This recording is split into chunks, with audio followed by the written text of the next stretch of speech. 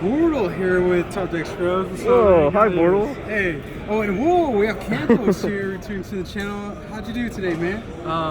Unfortunately, I lost on the bubble, ending X3, but I would have gotten top 8 X2, and I used Dragonmaid.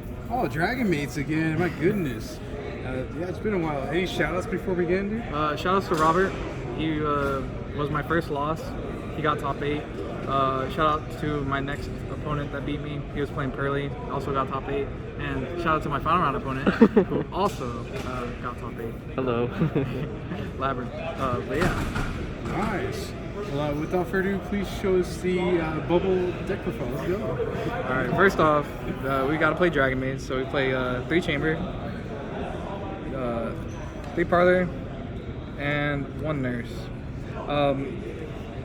Every single one of these is like really good, except for this one.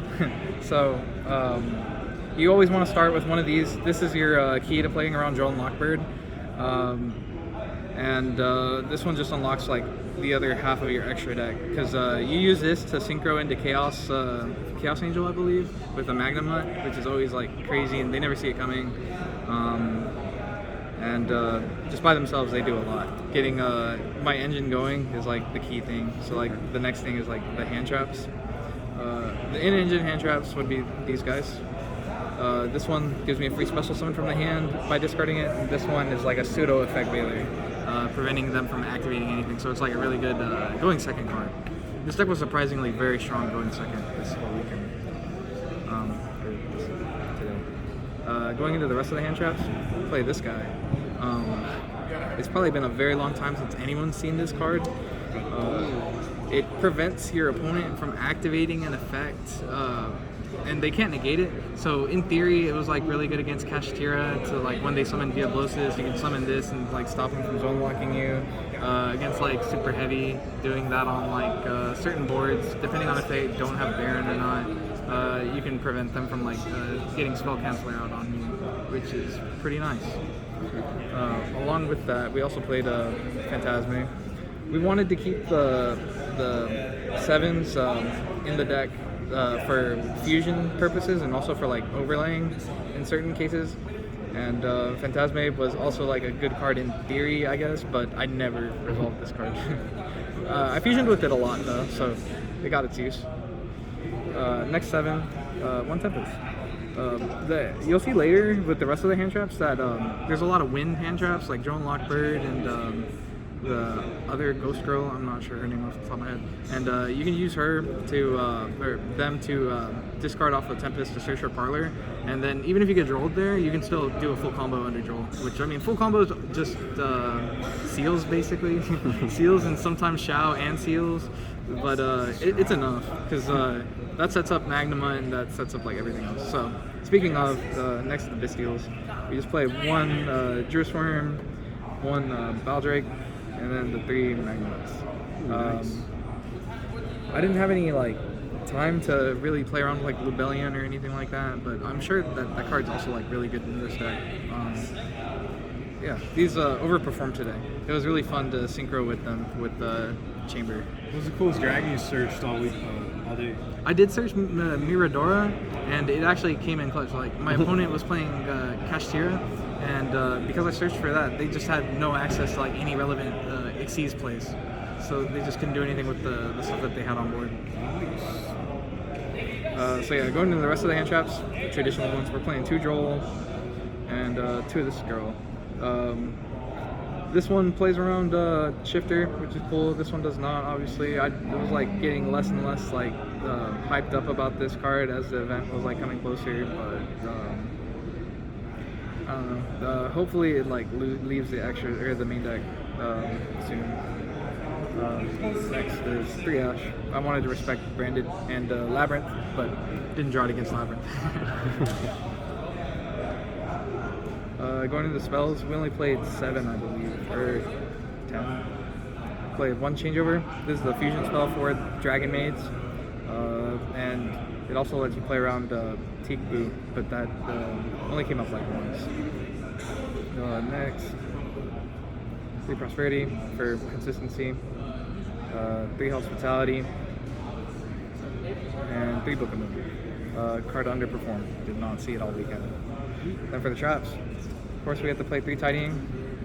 The only thing that like really makes it worth playing the Dragonmaid engine because of how much everything recurs itself and how you just get to play every single turn just about. 3 Rivalry. I thought this card was going to be insane. Obviously, like it didn't do anything against like probably like half of the meta decks, but I thought it would do enough there. But What's the meta count, man? 40 exact. 40. Let's go. Extra deck. Play 3 House Dragonmaid, and then 2 Shadow. Against Kashira, they always like banish one of these for some reason, which never makes any sense. Because like if I run out of these, that's when I can't play or can't use the Omni Negate anymore. And like whenever I would Prosperity, I'd banish like one of these and maybe like one of these, and end up using one at some point. All they have to do is just banish that last one, and then I can't play anymore. But they never caught on. That was all the fusions. We got links. 1 Striker Dragon just to get the thing into the graveyard. 2 Seals, aka full combo. 1 Mortal Sword Dragon. 1 Borderland Dragon. Oh my goodness. Most of the stuff in here is Dragon because of the rivalry. I thought that would come up a lot more, but it did not. Along with that is the Dark Arm guy. You see him in Kashira, but in this deck you can pull it off every now and then, and when you're in that grind game, it just does so much to sway the game back into your favor, because you don't care about him not attacking or anything like that, and because he's a dragon, you always make seals afterwards. So yeah, he did his job. And then going into the synchros, we have 1 Psychic End Punisher for those hands where you kind of like brick, so you just have like a Hospitality and a big dragon. You make either this, or if you have the other level, you make a level 10, which is either a Baron or the Bestial, just beta. These guys are really cool, but I didn't really get to see them all weekend. This guy was amazing though. Yeah, making him off of Magnuma and Dragonmaid or Chamber Dragonmaid. No one ever saw it coming. I think I mentioned that earlier, but it just always traded like evenly for something, because like this extra deck's pretty limited, so it was one of the stronger cards in there for sure. Going into the side deck, this is like what really put this deck over the edge, I think, because like everything